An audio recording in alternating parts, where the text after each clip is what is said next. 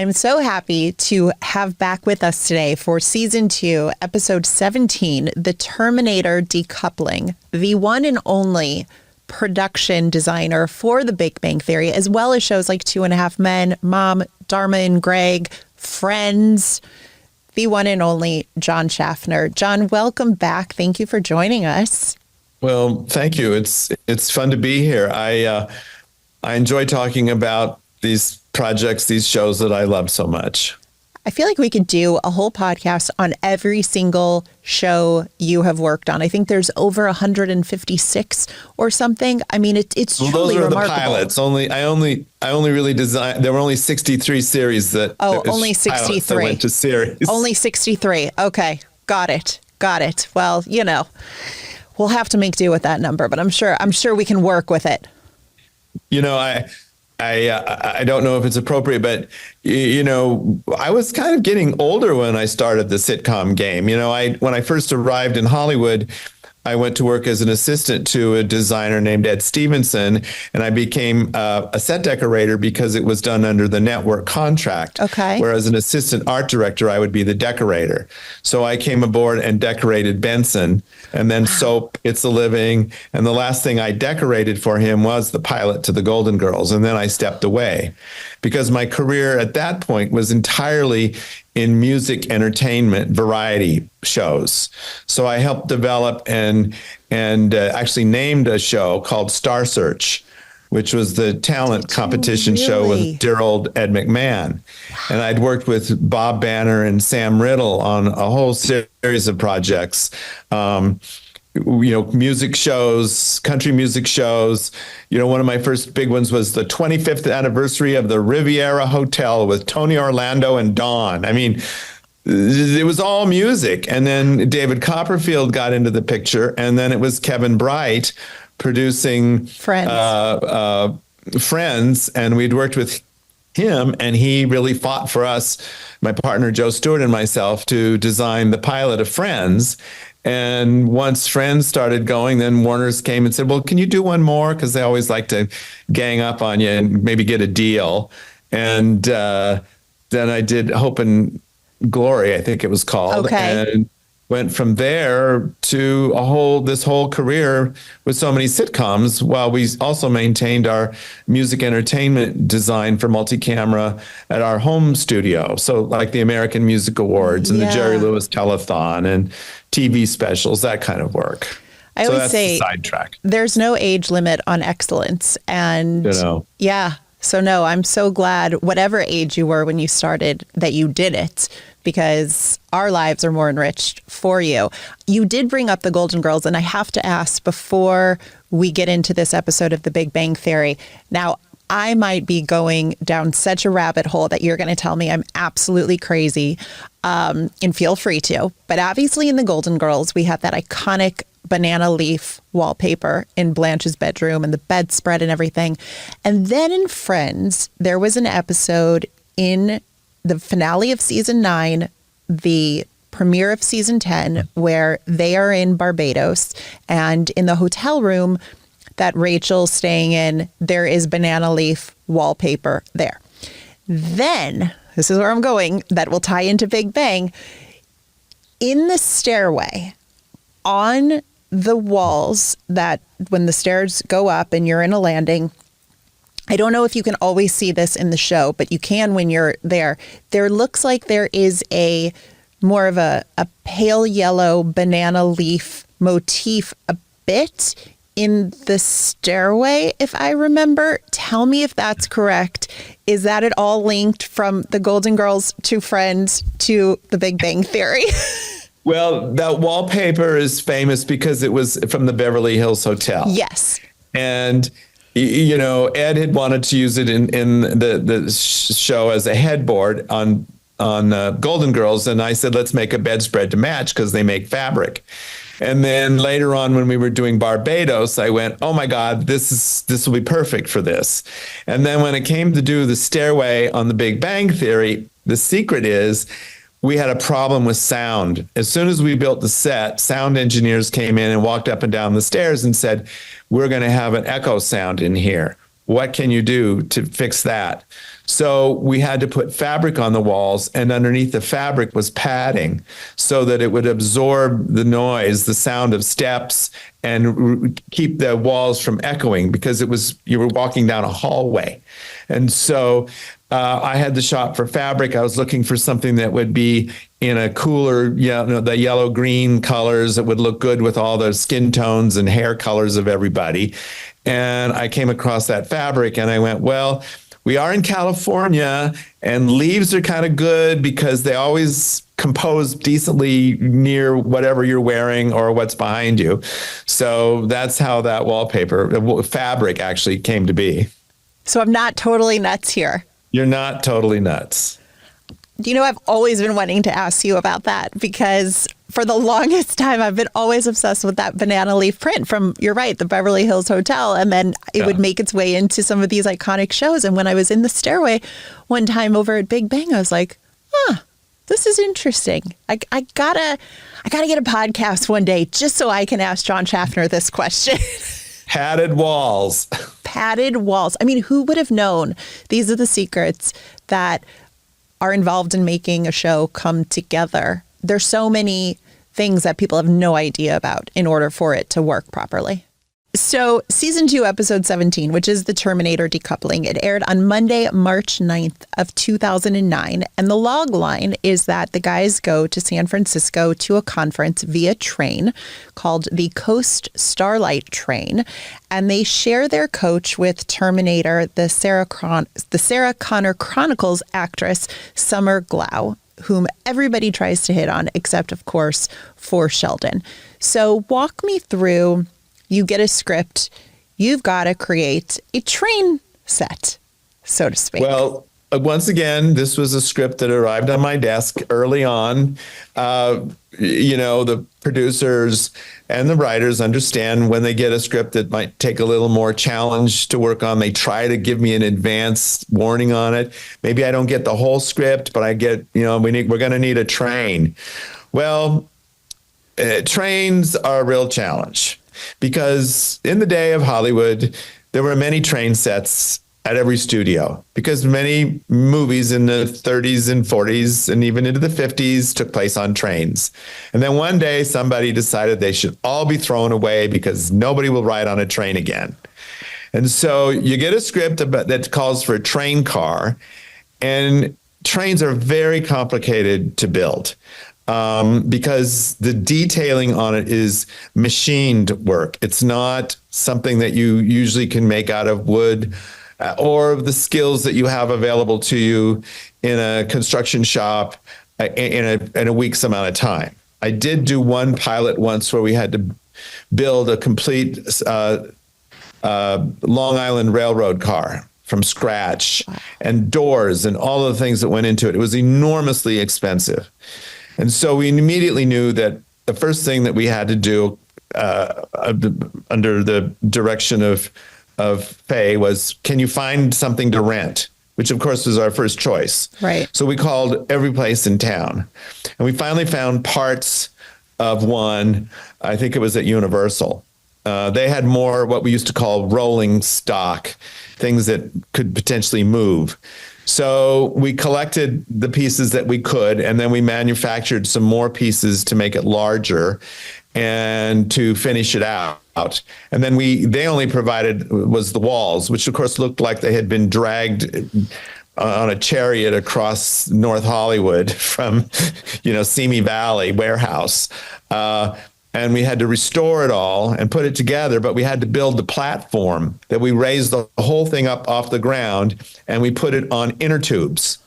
So the bottom of the platform is completely solid, just like the top, and it's lined with sound, insulation. And then you put it on the inner tubes, and that way you could gently rock it and give it a little bit of motion, rather than relying on the actors to always have to be remembering to maybe move a little bit. Right. Because it would be unrealistic to sit on a train car and be absolutely motionless. So it's a big project. So these were usually, for the most part, pre-shot and not in front of the live studio audience. We probably ran it in front of the live studio audience so we could get audience reaction, but I think most of the material came from the pre-shoot.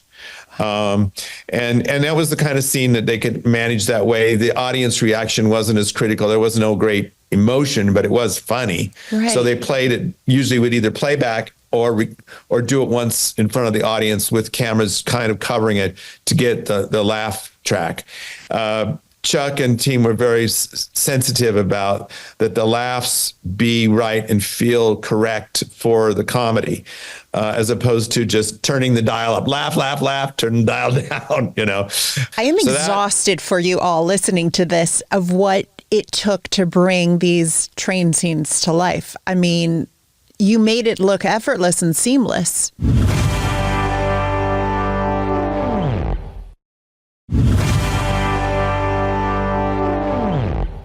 Well, and the challenge for the director of photography with the green screen, and for us as well, is finding the room on the stage to put the green screen far enough away from the window so that it wouldn't bounce green light back onto the actors.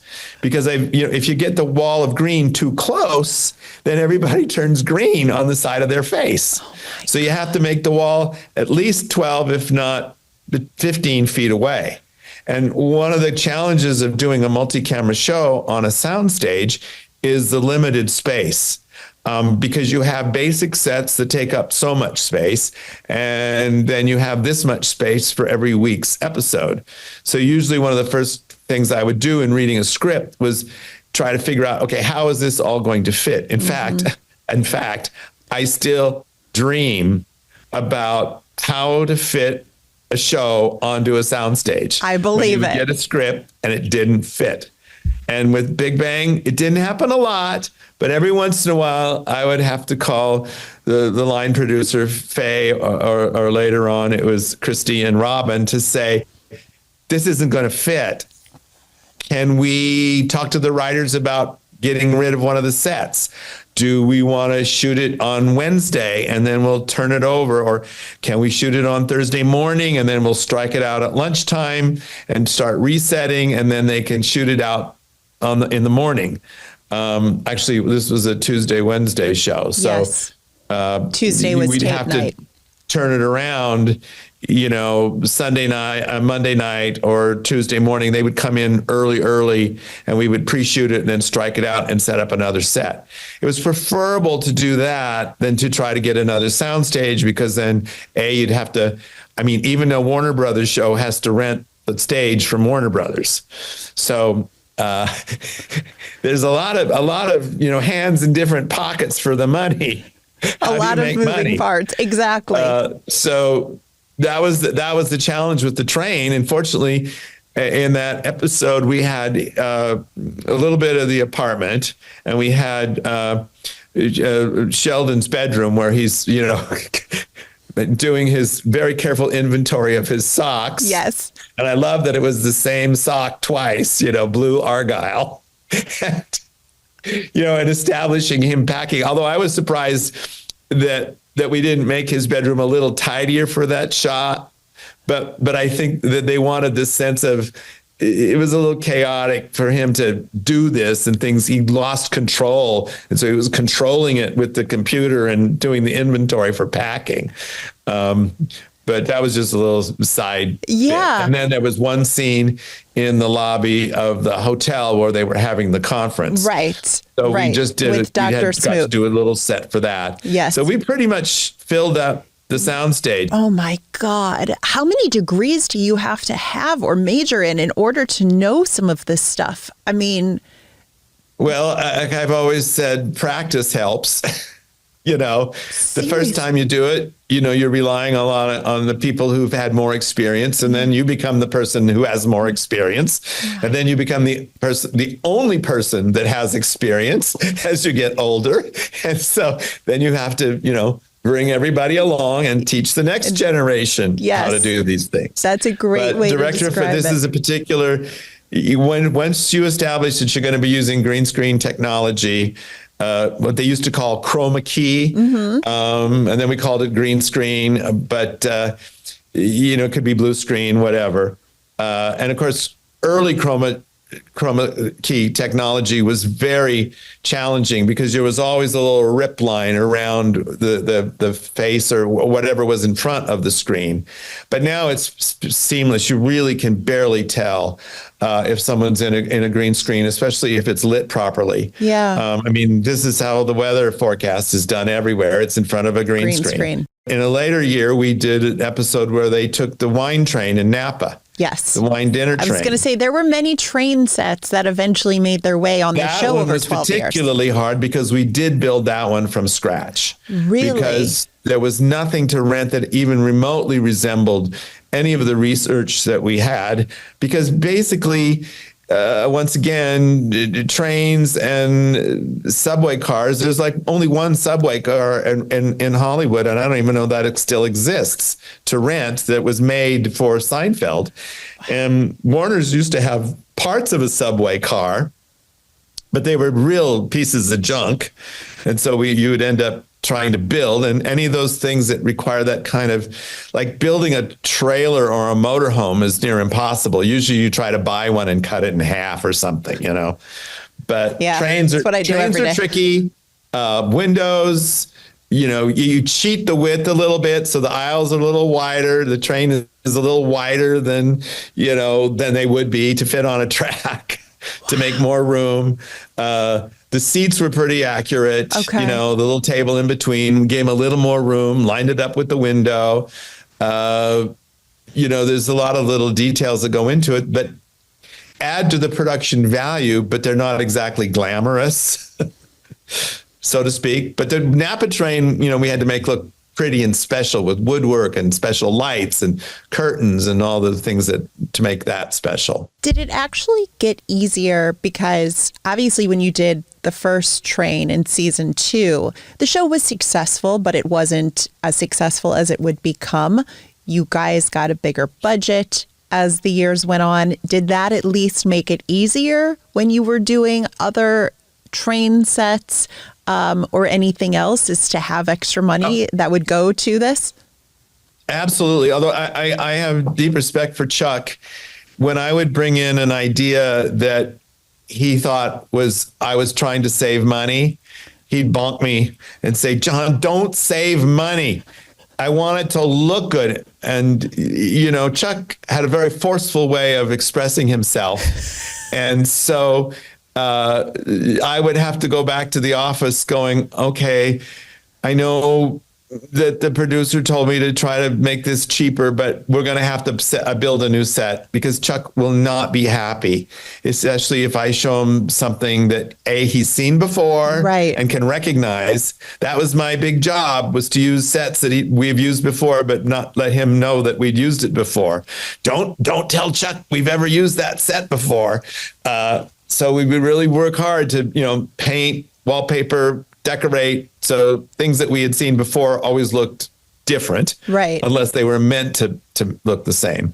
So, but yeah, seasons 1 and 2, I think there was a little more hesitancy, a little more pushback from the producers to me to don't spend the money if you don't have to. Right. But then but I had to respect Chuck as well, yes, because he really had a very high standard of what it should be. And then when the show became more successful after season 2, season 1 didn't do so great, really. We're lucky we stayed on the air, right? Especially with the writer's strike, which was a very emotional experience. And Chuck came down to the stage and had to speak to us. And at the time, I think I was one of the vice presidents at the Television Academy.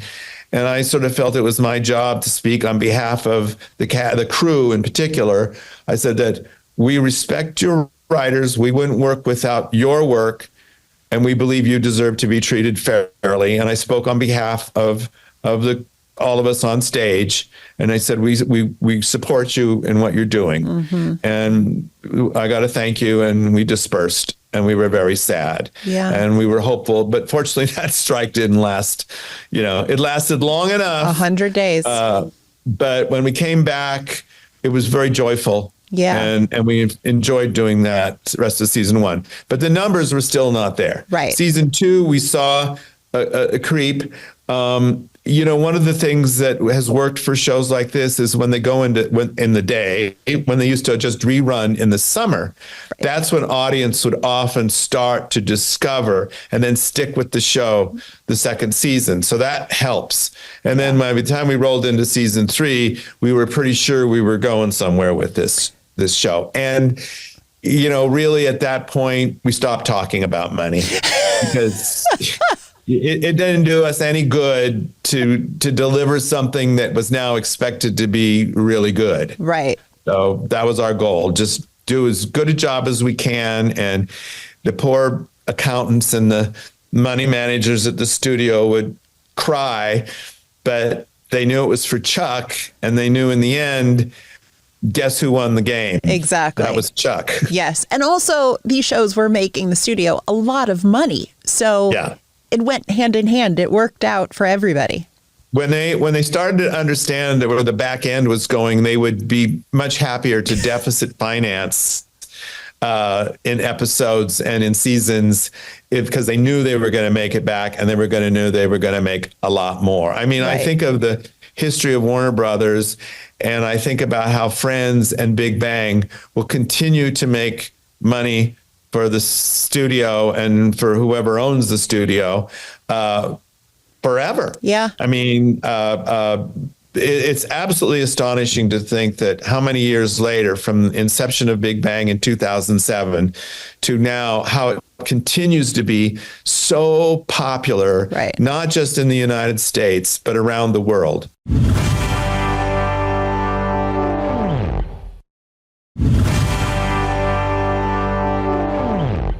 Season 2, episode 17, the Terminator decoupling. In addition to the train set, we also are in Penny's apartment because Sheldon is on the phone with Penny for a lot of the episode. And we see Penny sitting at her little tiny kitchen table.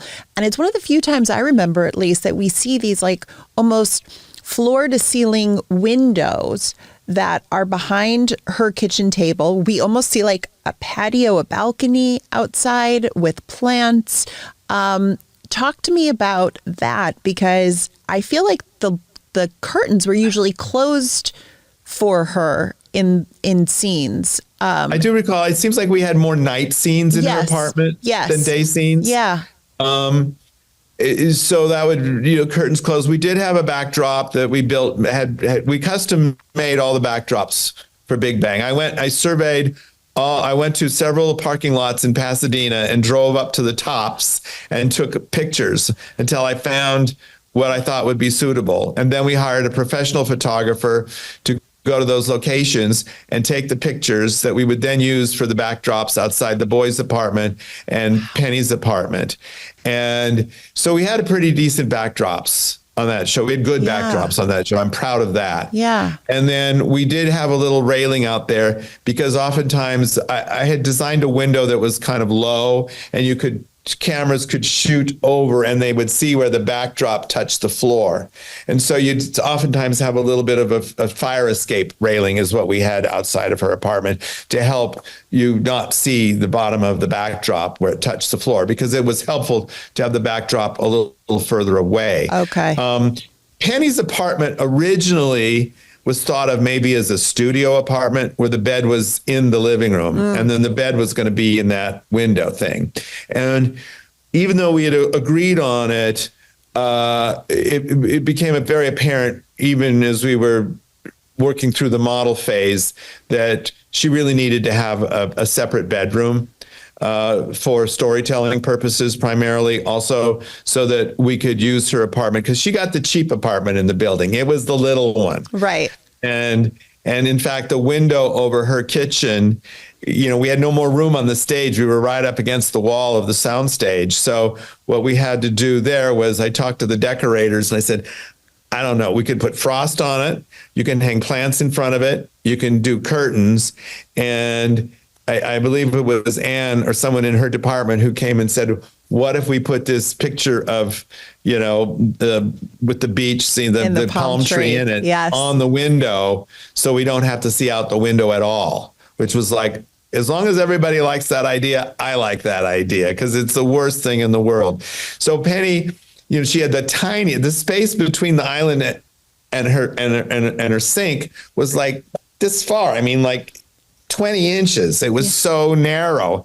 But we would, if there was a scene at that counter, we'd sort of cheat it out, and then we would roll it back, And Penny's apartment, it evolved a little bit because we explored her character, that she liked color, she liked fun, she really, was a little whimsical in her interior. She was a little spontaneous. She'd buy things because she liked it, not because it looked really good with something, but she had a kind of an innate, we believe, sense of, well, I like this, but it'll go cute. But I'm not going to worry about it. Right. So her apartment became more decorative, more feminine.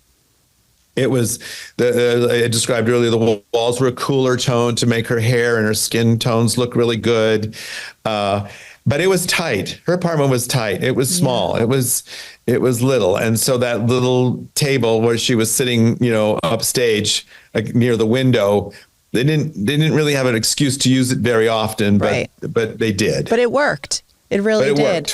It worked. All right, so here's my question for you before we play our next game, which is, I know, no, you're gonna ace this question, I know. If you could live in any of the sets you helped build or design, from either Friends, 2.5 Men, The Big Bang Theory, or The Golden Girls, which set would you live in? Oh, I think I would definitely choose Charlie's house at the beach. In 2.5 Men. Yeah. Good answer. Yeah, I mean, that was a decision there that Chuck and I worked on because I did a lot of research. I showed him material. Chuck's character, the character of Charlie Sheen was, he was a rat in theory. He was a, womanizing, drinking party guy who, if you first read the script, you might think, well, he should live in a cool, hip, glass and chrome black leather apartment at the house at the beach. But we like him. Why do we still like the character? And we do like the way Charlie Sheen portrayed it. And a lot of that was Charlie Sheen. But we wanted it to have a sense of warmth. So I went for, let's do this in an older Spanish revival house, maybe built in the 30s or 40s or even the early 50s at the beach that has been made comfortable. It's nice, but it's not, you like being there. And so it was at the beach and it had a balcony. Who can complain? Listen, I'm still partial to the lanai and the Golden Girls, the wicker furniture, all that stuff. So, and that banana leaf bedroom. Right. I still love that. So now we're going to play a quick game of Nerdball. We'll see how you do here.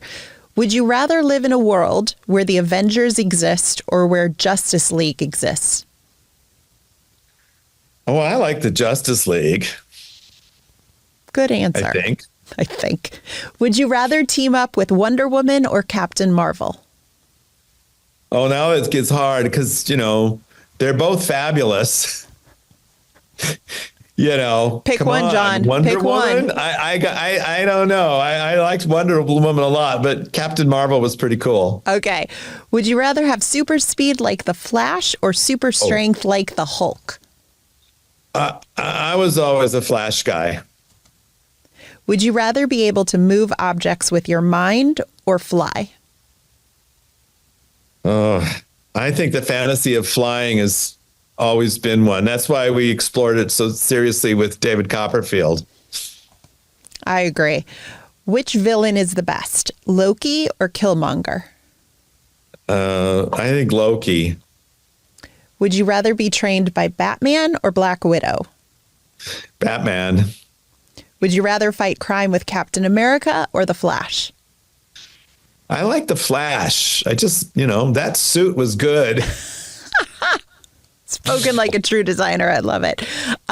Would you rather travel to outer space with Star-Lord or Supergirl? Oh, Supergirl. Would you rather plan schemes with Loki or the Riddler? Oh, the Riddler was really scary. Yeah. So, but on the other hand, he was more devious, so maybe him. Okay. Would you rather have the Joker or Thanos is your enemy? Oh, I guess I'd rather have Thanos. The Joker is too terrifying.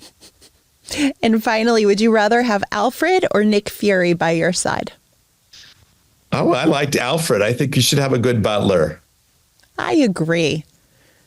John, I adore you. I can't wait to have you back in future seasons so we can talk more. We got to go into everything about the Cheesecake Factory and then Amy's apartment and Bernadette in Wallowitz's house. So there's going to be plenty more, but you are just a treat to talk to. Well, thank you so much. I always enjoy talking about this show because I loved it so much. And I think, it had a wonderful cast. The cast of The Big Bang Theory were particularly sweet and young. From the very beginning, they were all so grateful for the work and the show and the love that we all had our arms around each other in our minds. Because there was a tremendous amount of affection for the cast and the characters. I just always think The Big Bang was just sweetest bunch of kids I've worked with. I mean, and I by that time I had grown up to be fairly agreeably older than them. Whereas with the Friends cast, I was still kind of young with them at the time, although quite a bit older, but still I really felt more paternal towards the cast of Big Bang Theory. So it was joyful to see them succeed. You are so sweet. Well, we're going to do a lot more of these. So I'm glad that you have enjoyed this. Thank you so much for everything. You are just a doll and so much fun, and I adore you, and I can't wait to have you back. You're welcome, and we look forward to it. Thanks, John. This podcast was produced by Warner Brothers Unscripted Television in association with HBO Max. And remember, you can stream every episode of The Big Bang Theory on HBO Max.